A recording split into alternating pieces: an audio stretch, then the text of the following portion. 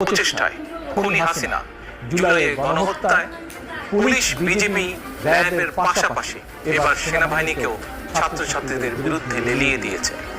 গণহত্যাকারী খুনি শেখ হাসিনাকে বাঁচাতে সেনাবাহিনী এখন নিজ দেশের জনগণের বিরুদ্ধে গোলাগুলি করছে, আর শত্রুর সঙ্গে করছে গলাগুলি।